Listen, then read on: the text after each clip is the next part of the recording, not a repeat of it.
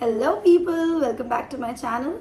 This is Shimon Sharma and we're gonna talk about Bigg Boss show. Ta-da, Bigg Boss show.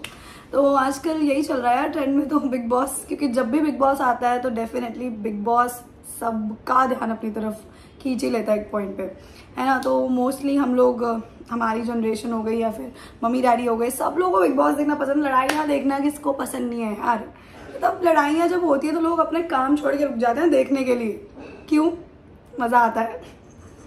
तो पहले बात कर लेते हैं कि भाई एक हफ्ता हो गया है बिग बॉस आए हुए और इस एक हफ्ते में इतना कुछ हो गया है। मतलब एक हफ्ते में उन्होंने कसर नहीं छोड़ी टीआरपी को ऊपर जाने में। मतलब इतना कुछ दिया है ना उन लोगों ने शो को, अपने अपने साइड से सबने कोशिश करी है। किसी ने जानबूझ के करी है तो किसी से अनजाने में हो गई है, बट करी सबने कोशिश है। तो पहले तो हम बात कर लेते हैं कि कुछ जाने माने बहुत हस्तियां आई हैं, उनकी बात कर लेते हैं। सबसे पहले तो अंकिता लोखंडे जी, जिनकी सब बात कर रहे हैं। तो वो तो पहले से डिसाइडेड था यार, हम लोग सब बीच में आ गई थी लिस्ट की, हाँ आने वाले हैं दोनों कपल, बहुत अच्छे लगने वाले हैं दोनों साथ में, ये वो बहुत प्यार है उन दोनों के बीच में, जो कि अग्रीड है।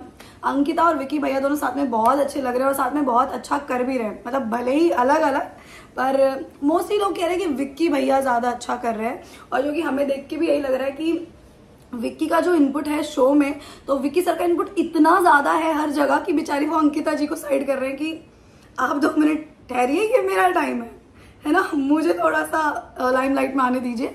अब तक आप थी, मतलब ऐसा किसी किसी ऑडियंस को पर्टिकुलरली, सबको नहीं लग रहा है बट किसी किसी ऑडियंस को ये भी लग रहा है, बट ऐसा है नहीं। वो इंडिविजुअल पर्सनालिटी विक्की सर की इतनी ज्यादा स्ट्रांग है, क्योंकि उन्हें हमने पर्दे पे नहीं देखा, हम पर्दे पे उन्हें पहली बार देख रहे हैं।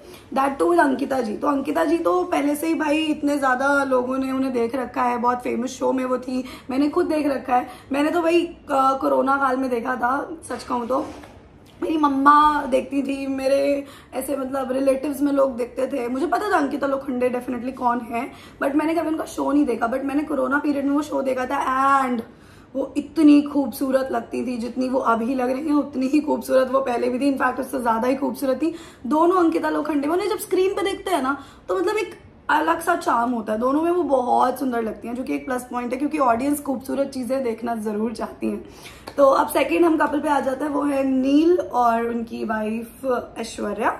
तो इन दोनों को पर्सनली मैं कहूँ तो मैंने इनके सीरियल्स कभी नहीं देखे हैं। तो ऐश्वर्या शायद मैंने कहीं उनका इंस्टाग्राम वगैरह पे वीडियो फोटो देख लिया हो, क्योंकि मुझे इतना याद नहीं है मैंने उनका कोई शो देखा है।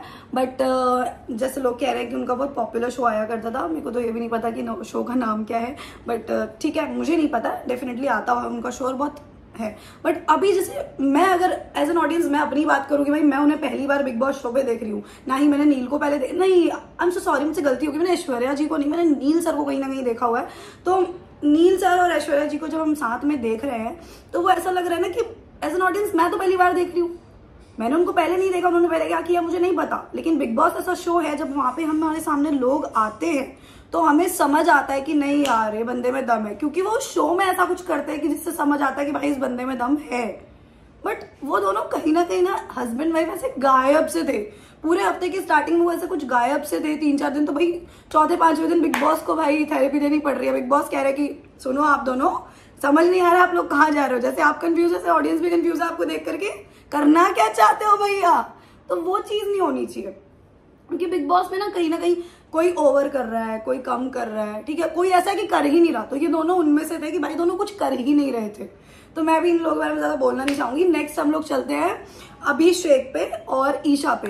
तो ये कपल नहीं है बेसिकली, ये लोग एक्स कपल रह चुके हैं, जिसमें से ईशा मैडम तो कहती हैं कि ये लोग कपल थे ही नहीं, जिसमें से अभिषेक भैया ये कहते हैं कि भाई हम कपल थे, ठीक है। तो लड़ाई उस चीज की नहीं, ये दोनों अलग हो चुके हैं, अब दोनों शो में आए हैं, साल भर कुछ गैप के बाद दोनों मिले हैं किसी शो पे। तो अब इन लोगों के बीच में ना वही हेट एंड लव रिलेशनशिप जो बहुत लोगों के बीच में होती है कि यार ब्रेकअप हो गया, एक साइड से प्यार अभी भी है और वो चाहता है कि साथ में आ जाए। मतलब basically I am talking about Abhishek, he wants to be with her, but जहाँ की ईशा की बात है वो नहीं होना चाहती इसके साथ में, और वो बहुत क्लियरली बोलती है कि मुझे कोई रिलेशनशिप आपके साथ नहीं चाहिए। बट अब यहाँ पे एक चीज और है कि भाई वो बोल रही है कि उसे कोई रिलेशनशिप नहीं चाहिए, बट उसके बाद वो उसको बार बार जाकर के ना छोटा छोटा पिन कर देती है। मतलब हल्का सा बात करेगी, थोड़ी सी सिंपैथी दे देगी, थोड़ा सा अच्छे से, समझ रहे हो ना आप, ऐसे ही होता है हर एक रिलेशन में। तो अब भाई लड़के को तो हो पाएगी ना, अगर आप थोड़ा थोड़ा भी उसके साथ कुछ कुछ भी रखोगे तो लड़के को हो पाएगी। कट कर दो ना अगर आपको नहीं रखना है तो। अब उस बंदे को फिर से होप्स आ रही है कि यार चल कुछ हो सकता है, समझ रहे हो। तो एक तो इनका सबसे बड़ा झगड़ा तो ना स्टेज पर ही हो गया सलमान भाई के सामने, इतना झगड़ रहा है कुत्ते बिल्लियों की तरह, वही शुरू हो गया। क्यों झगड़ना है आपने इतना? नॉर्मली आप पहली बार सलमान भाई खड़े आपके सामने और आप झगड़ रहे हो दोनों, मतलब मैं अगर उनके सामने खड़े मेरी तो हिम्मत नहीं कि मैं बोल रहा हूँ कुछ, और तब बोलो ना जब वो मुझसे पूछे कि हाँ आपका क्या ओपिनियन है इसके बारे में, तो वो बोलते हैं हम। बट आप बिना बात इररेलेवेंट कोई भी टॉपिक उठा, मतलब जस्ट उनके बारे में एक बात उठी और दोनों झगड़ पड़े, ऐसे झगड़े कि सलमान भाई ऐसे 2 स्टेप पीछे आके खड़े हुए प्रीमियर नाइट पर कि ये दोनों झगड़ क्यों रहे इतना। जो भी हुआ है उसे आप मैच्योरली हैंडल कर सकते हो, क्योंकि एटलीस्ट वो जगह तो नहीं थी कि आप स्टेज पे ही झगड़ रहे हो। स्टेज पे झगड़ा करने की ऐसी कोई बात नहीं थी। तो ठीक है, दोनों का झगड़ा हुआ, अंदर जाते दोनों फिर फट पड़े, मतलब एंट्री करते के साथ ही अभिषेक किसी से झगड़ा कर पड़ा। ठीक है, उसके बाद उनका झगड़ा उन दोनों का हो गया, ईशा और अभिषेक का। उसके बाद दोनों ने सॉर्ट भी कर लिया। अब वो घर वालों ने देखा कि अरे अभी तो ये झगड़ रहे थे और अभी ये लोग साथ हो गए, तो इनका ऐसा ही कुछ hate and love kind of relationship है जो कि अभी वो कंटिन्यू हो रहा है। अभी समझ नहीं आ रहा है, फर्स्ट वीकेंड के बार पे थोड़ा सा हुआ, बट अभी उसके बारे में हम आगे बात करेंगे। हाँ, तो अब आते हैं हम मुनव्वर के बारे में। मुनव्वर सर, मुनव्वर मैं कहूँ तो मेरे कहीं ना कहीं पर्सनल फेवरेट है। मैंने उन्हें कहीं नहीं देखा है, आई गेस वो किसी लॉकअप शो पे भी आए हैं, तो मैंने उन्हें वहां पर भी नहीं देखा है। तो मेरे को मुनव्वर सर अपनी काम के लिए पसंद है। क्योंकि वो एक बहुत अच्छे कॉमेडियन है, शायर भी है, शायरी करते हैं, और इंस्टाग्राम पे जितना मैंने उन्हें देखा है या यूट्यूब पे जितना देखा है मुझे वो उससे बहुत पसंद है, तो वो मेरे पर्सनल फेवरेट है। और एक बात उन्होंने कही थी बहुत स्टार्टिंग में ही कि अरे यार मैं हर बात में क्यों लड़ूं जबरदस्ती जाके, है ना, जहां जरूरत नहीं है वहां क्यों अपनी एनर्जी वेस्ट करनी है, जो कि हकीकत है। अगर आप हर एक लड़ाई में आवाज ऊंची कर लेंगे, आप हर एक लड़ाई में जाकर के नहीं अच्छा लगता, आप बेसलेस पॉइंटलेस लड़ेंगे ना, तो एक्चुअली ऑडियंस भी कहेगी अरे पागल है इसके बारे में, देखो ही मत इसको। तो ऐसा होता है, एक इंसान होता है सिर्फ आप चिल्ला रहा है आपके ऊपर, क्योंकि उसको दिखना है। नहीं, बिग बॉस वो शो नहीं है कि आप जाकर के किसी और की ओवर एक्टिंग करेंगे, पिछला सीजन का उठा करके आप उसकी एक्टिंग लेके अपनी ओवर एक्टिंग घुसा कर मैं ऐसा ही हूँ, मैं ऐसा ही हूँ, मैं ऐसा ही हूँ। Basically I am talking about Abhishek. तो उसने स्टार्टिंग में ऐसे करा, जो कि मोस्ट ऑफ द टाइम सब लोगों को, मोस्ट ऑफ द पीपल, सबको यही लगा कि भाई ये किसी की या तो एक्टिंग करने की कोशिश कर रहा है 50%, या फिर ये उस चीज को लेके अपना ओवर एक्टिंग घुसा करके वो अपने आप को ऐसे दिखा रहा है जिससे कि पब्लिक इरिटेट ही होगी, डेफिनेटली किसी को वो पसंद नहीं आएगा। तो मैंने जितना भी अपने आसपास के लोगों से बात करी, सबने वही कहा कि यार ये अभिषेक पता नहीं क्यों झगड़ रहा फालतू का। तो जब फालतू का लोग झगड़ता है ना तो उसको कोई अप्रिशिएट नहीं करता, तो उसको लगता है कि यार लड़ाई में भी मजा नहीं आ रहा, क्योंकि ये तो प्लॉटिंग प्लानिंग टाइप लड़ाई है, जैसे प्लॉट करा हुआ है कि हाँ लड़ना है झगड़ना है जा करके। तो ये गेम प्लान जो है ना वो बहुत घिसा पिटा है। जब आप जेन्युइनली किसी चीज के बारे में लड़ते हो, या फिर आपको किसी बात पे आपने स्टैंड लिया कि हाँ नहीं ये चीज आपने गलत बोली है, वो चीज ऑडियंस को पसंद आती है कि नहीं बंदे के अंदर दम है कि गलत को गलत और सही को सही बोलने की क्षमता इसमें है, राइट। तो ये चीज होती है, बट वहां नहीं आता है कुछ लोगों को समझ में। ऐसे ही अब नेक्स्ट हम आते हैं मनारा जी, जिनकी फर्स्ट एंट्री हुई थी। तो वो कहीं ना कहीं हम सबको पता है आजकल रील्स पे बहुत चल रहा है, पीसी से रिलेटेड है, तो दैट इज वाई उनको थोड़ा सा ये लग रहा है कि नहीं मैं जा रही हूँ अंदर शो में तो सबको ये लगेगा कि मैं तो इनकी रिलेटिव हूँ, नहीं मुझे तो अपना दिखाना है, मैं तो ऐसी हूँ, मैं तो ऐसी हूँ। अब वो ऐसे ही हैं, जिसके लिए ईशा और उनकी लड़ाई भी हो गई कि भाई ये साउथ दिल्ली वाला एटीट्यूड मत दिखाओ। बेचारी का कोई फॉल्ट नहीं है मनारा का, वो है ही ऐसी। क्योंकि मैं क्यों रिलेट कर पा रही हूँ, क्योंकि ऐसे लोग एक्चुअली नहीं होते, ट्रू, बट ऐसे लोग 99% नहीं होते, 1% होते हैं। मेरी लाइफ में मैं नाम नहीं लूंगी, एक लड़की थी मेरे स्कूल में, वो डिट्टो ऐसी थी, वो बिना ओवर एक्टिंग के बोलती नहीं थी,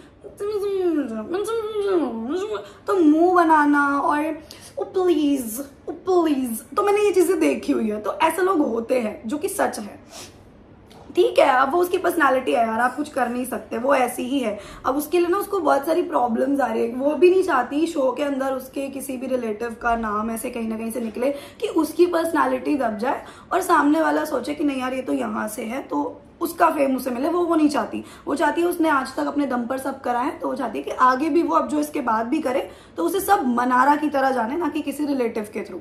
समझ रहे हैं आप, दैट्स इट। तो ये तो रही मनारा की बात।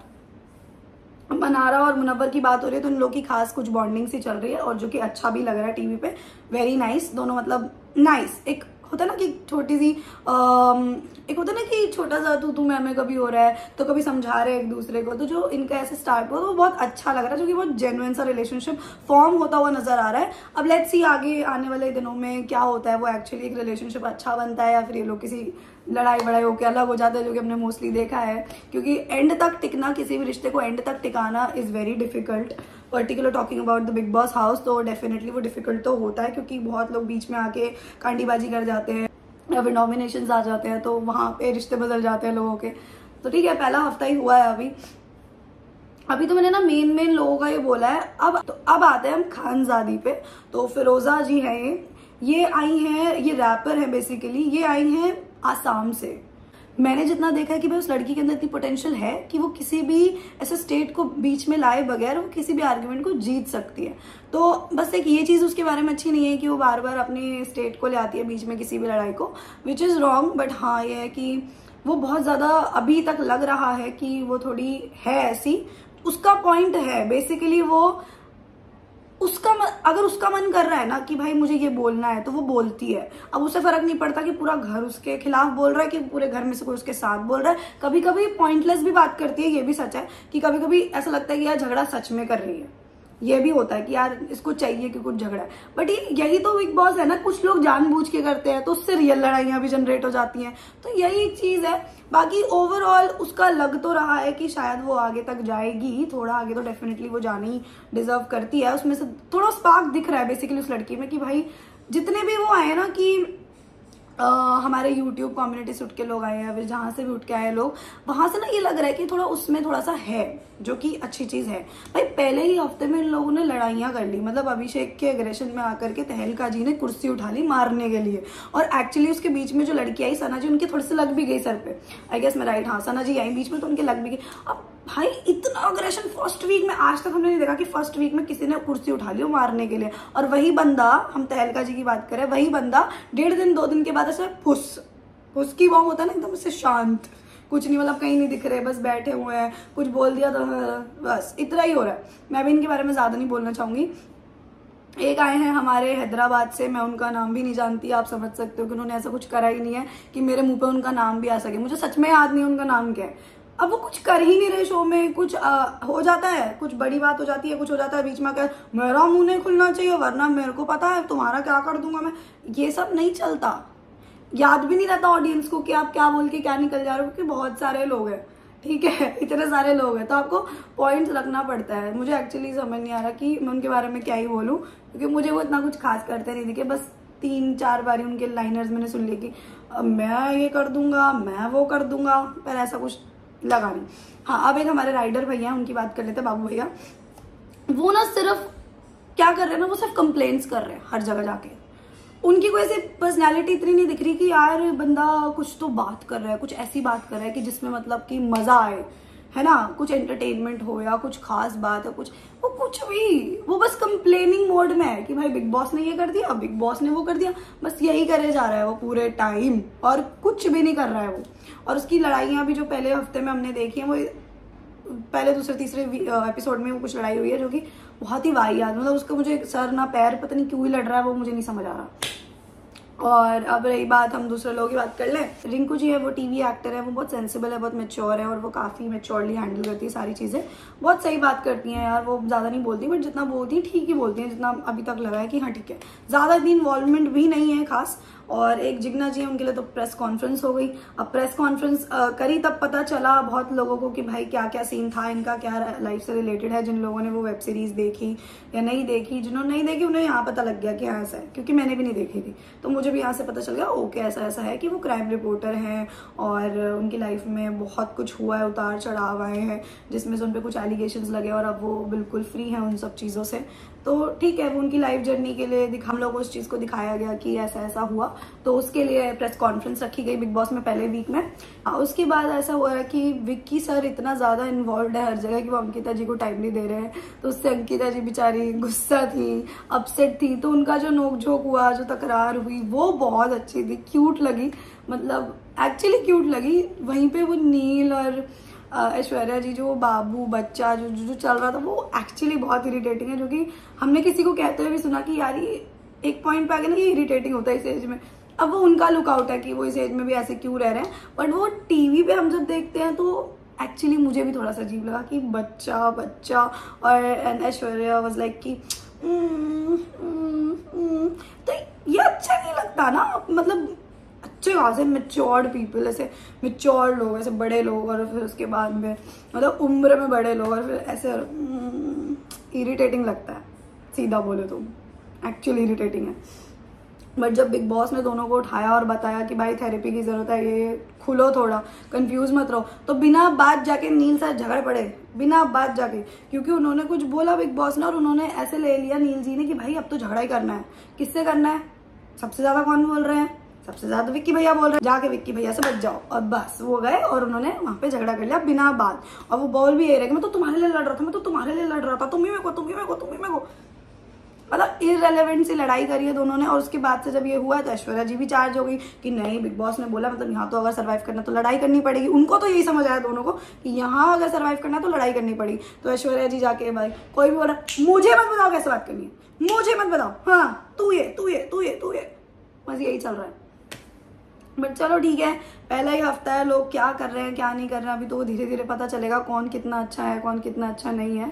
एक चीज है कि हमें बहुत मजा आने वाला है, क्योंकि बिग बॉस, मैं तो बहुत बड़ी फैन हूँ बिग बॉस की। मतलब मेरे को मौका मिले तो मैं डेफिनेटली जाना चाहूंगी। और क्योंकि बिग बॉस ना एक ऐसी चीज है जो हम लोग मतलब कितने लंबे टाइम से देख रहे हैं यार। हम लोग एज एन ऑडियंस हम लोग उस जर्नी का पार्ट है बहुत बड़ा, राइट। हम लोग बहुत बड़ा रोल प्ले करते हैं। तो लेट्स सी इस बार क्या होता है, क्या नए रिश्ते बनते हैं, कैसा होता है।